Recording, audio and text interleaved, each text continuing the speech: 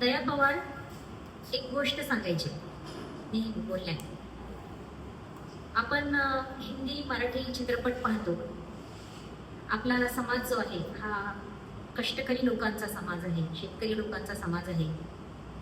आणि आपण जे चित्रपट पाहतो हिंदी मराठी सिनेमांमध्ये आपण कष्टकऱ्यांचं जीवन बघितलेलं असतं, कामगारांचं जीवन बघितलेलं असतं. तर आपल्या देशामध्ये आदिवासी लोक आहेत, कारखाने आहेत, खाणी आहेत, कोळशाच्या खाणी आहेत. तर ह्या कोळशाच्या खाणीमध्ये जे काम करणारे कामगार असतात, पूर्वी आत्ताच्या सारख्या तांत्रिक सुविधा नव्हत्या, ट्रॉली वगैरे अशा अशा काही व्यवस्था नव्हत्या. तेव्हा मॅन्युअली काम चालायचं.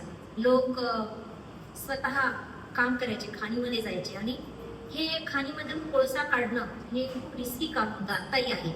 चंद्रपूरमध्ये वगैरे आपण जर बघितलं तर खूप कोळशाच्या खाणी आहेत. आणि तिथलं जे सगळं एकूणच पर्यावरण आहे ते अतिशय चिंताजनक आहे.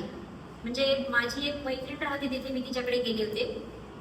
तर तिचं एक घर आहे खूप सुंदर पद्धतीने बांधलेलं, आधुनिक पद्धतीने बांधलेलं. आणि संध्याकाळपर्यंत संध्याकाळी आपण फिरायला गेलो तर त्या जे कठडे असतात आपल्या भिंतींचे वगैरे, तर ते पूर्ण असे काळे काळे झाले होते. हा, म्हणजे तिथे धूळ पण येते तर ती कोळसा घेऊन येते, कोळशाची भुकटी घेऊन येते आणि त्याच्यातून अनेक आजार वगैरे उद्भवतात. तर असं हे कामगारांचं जीवन तर काय असेल आपण कल्पना करू शकतो. तर अशा खाणीत काम करणारे जे आदिवासी होते तर तिथे खूप दुर्घटना व्हायच्या. खाणीमध्ये दरड कोसळायची. खूप पाऊस आला तर असा मोठा धबधब्यासारखा त्या खाणीमध्ये पाणी घुसायचं. तर आदिवासी लोक जे आहेत तर त्यांना स्वतःच नैसर्गिक एक ज्ञान, उपजत ज्ञान असतं. तर ते काय करायचे, साळुंकी नावाचा पक्षी आपल्या खांद्यावर घेऊन जायचे. आणि साळुंकी ह्या पक्षाला दुर्घटनेची किंवा कुठल्याही एखाद्या दुर्घटनेची लवकर चाहूल लागते असं म्हणतात. आणि मग तो पक्षी विशिष्ट आवाज करून ओरडायचा. आणि मग ह्यांना कळायचं की काहीतरी आता धोका आहे आपल्याला. आणि इतक्या कमी, जेवढं होईल तेवढं शक्य तितक्या कमी वेळामध्ये ते बाहेर येण्याचा प्रयत्न करायचे आणि आपला जीव वाचवायचा प्रयत्न करायचे. तर दया पवार म्हणायचे की ह्या साळुंकी पक्षामध्ये जी संवेदनशीलता आहे, जे संवेदन आहे, अशी संवेदनशीलता ही लेखकामध्ये असली पाहिजे.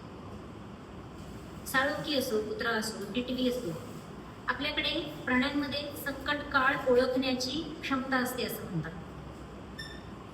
एखादा माणूस जेव्हा मरतो तेव्हा प्राण्यांना, कुत्र्यांना त्याची चाहूल लागते असं म्हणतात. कुत्री भुंकायला लागतात. अपशकुनी कुत्र्याचं भुंकणं, टिटवीचं ओरडणं, असे जे काही तीक्ष्ण दृष्टी असते कावळ्यासारखी, कावळ्याला काकदृष्टी